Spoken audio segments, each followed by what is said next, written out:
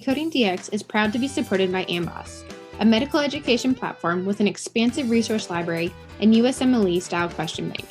Hello and welcome to 10 Clinical Minutes. I'm Brianna, and today we're going to be talking about hypoxemic hypoxia. So to start off, we need to clarify two important terms that are actually different: hypoxia and hypoxemia.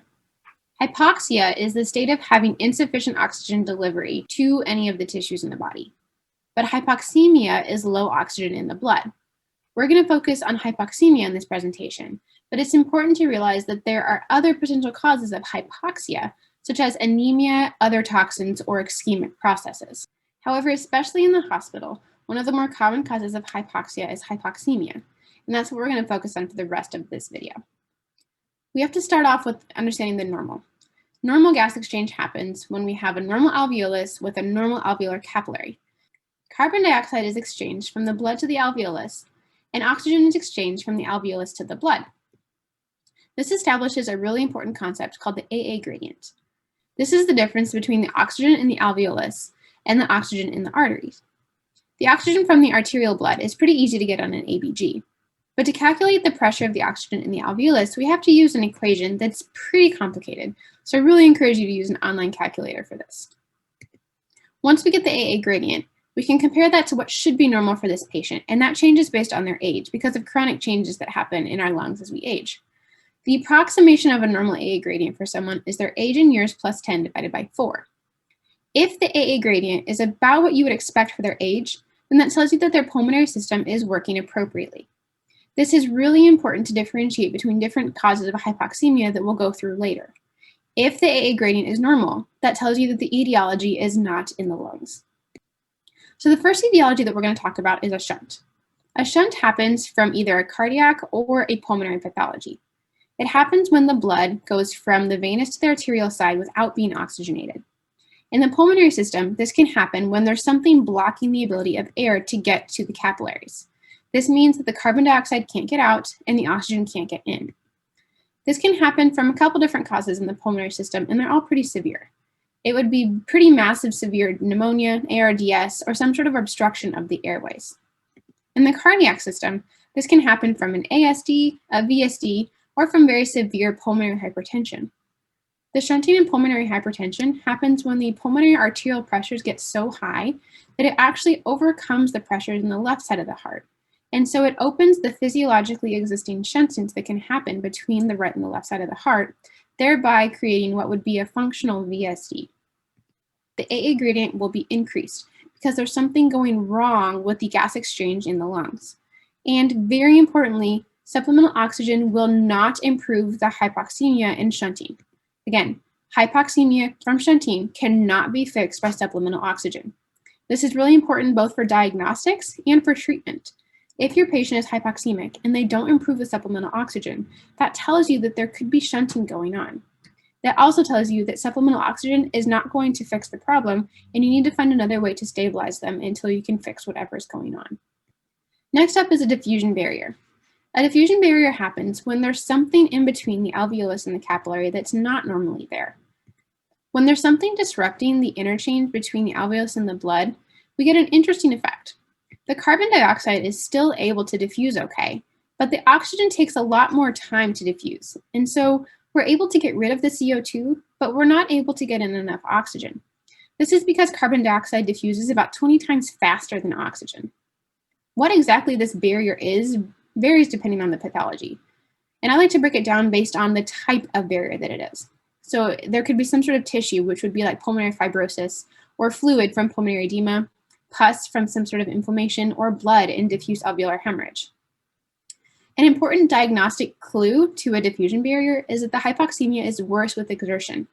This is because when you exert yourself, there's a higher cardiac output, which means to a shorter transit time of the blood that goes past the alveolus because it's moving faster with the cardiac output.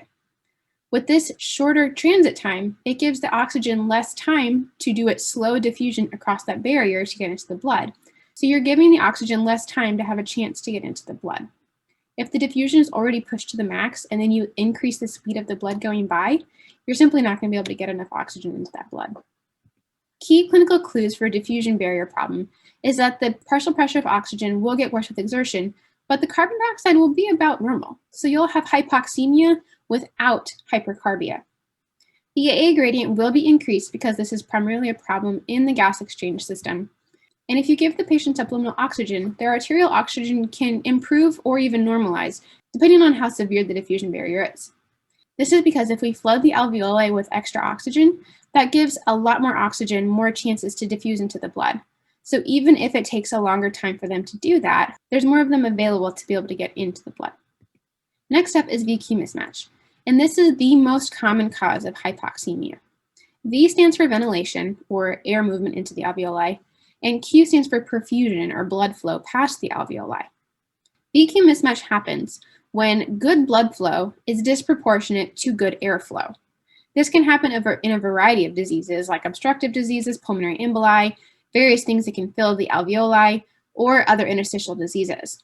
The AA gradient will be increased because there's something going on with the primary pulmonary processes. And with supplemental oxygen, it will normalize or improve the arterial pressure of oxygen. To help this make sense, let's break it down into a diagram.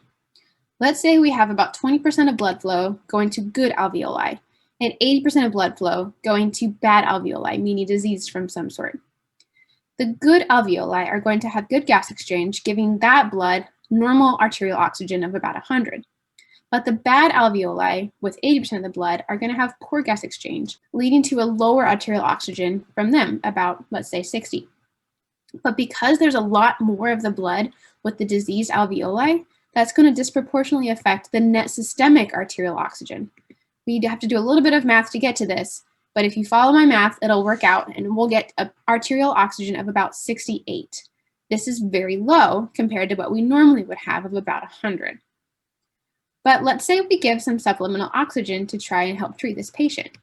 If we do that, then we'll still have 20% of blood flow to the good alveoli and about 80% to the bad, but that good alveoli will have a ton of oxygen in it, so it'll be able to oxygenate the blood to supraphysiologic levels. It can get higher than this, but let's say it gets to about 300. In the diseased alveoli, we're also going to have a little bit more oxygen get across with the supplemental oxygen.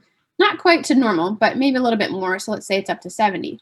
If we do the math this time, it'll still have a disproportionate amount from the poor alveolus, but our net outcome will be an increased net systemic arterial oxygen of 176, which is more than normal. So we're able to fix the hypoxemia with supplemental oxygen in the VQ mismatch. The next cause of hypoxemia is hypoventilation. This means that the patient either won't breathe or they can't breathe. Won't breathe etiologies include things like medications or other neurological problems that cause them to just not have the stimulus from the brain to trigger respiration. Can't breathe etiologies are things that are affecting either the muscles, the chest, or the ability of air to get into the lung to begin with. In the case of hypoventilation, you're going to get less oxygen down into the alveolus, but you're going to still have all of the carbon dioxide around from the blood that's going to populate the alveolus. Thus, we're going to have a ton of CO2 without enough O2. This will lead to a key clinical finding of hypercarbia, or high carbon dioxide in the blood. Of note, the AA gradient will be normal, because again, the pulmonary system is fine. The gas exchange is still able to happen like normal. The problem is just that you're not moving air like you normally would. It's really important to note that if your patient is not adequately ventilating, you need to ventilate for them, and that means moving air. That can come from non-invasive measures like BiPAP, or it can come from more invasive measures like intubation. So supplemental oxygen will help the hypoxemia, but ultimately you need to fix the problem by ventilating for your patient. Finally, our last cause of hypoxemia is low inspired oxygen. This is pretty intuitive. If you have less oxygen in the alveolus to begin with, you're going to get less oxygen into the blood. The etiologies of this are kind of what you would think. High elevation with low atmospheric pressures, which mean low oxygen pressures. Confined spaces with not enough gas exchange to be able to get oxygen into that air, or in some sort of a setting like a factory or something with abnormal gas mixtures around that mess with the relative amount of oxygen in the air. The key diagnostic factor for this is the history. What has the patient been around? What environments have they been in, leading to low oxygen that they're breathing in? The AA gradient will be normal, and it will, of course, improve with supplemental oxygen because you're fixing the underlying problem to begin with. So here's a summary table of the 5 main causes of hypoxemia. The differences between these help clue you into which one is causing the hypoxemia in your patient, and they also can clue you into what type of treatment you would need to start. Anything with a high AA gradient tells you that there's something wrong with the gas exchange physiology. If you have a high AA gradient and the hypoxemia does not improve with supplemental oxygen, that tells you that there's shunting physiology going on. If, on the other hand, it maybe does improve with oxygen, but the AA gradient is still high, then that could be a diffusion barrier, and you would want to look at the clinical picture going on to see, hey, is there something going on that would explain why they have something between their air and their blood? Diffusion barriers and VQ mismatches often go hand in hand, and you may not be able to exactly parse out which is affecting your patient more. So the important thing here is to look at the clinical examples that can lead to this physiology.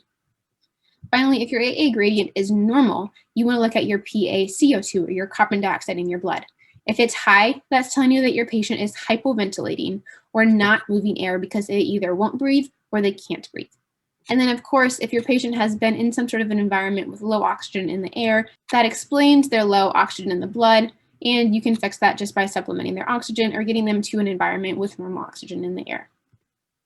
Here are some references. Thank you so much for joining us on an episode of 10 Clinical Minutes. Please write us a review, subscribe. We would love to hear from you. If you have any feedback, please email us at info@decodingdx.com. Thanks, and we'll see you next time.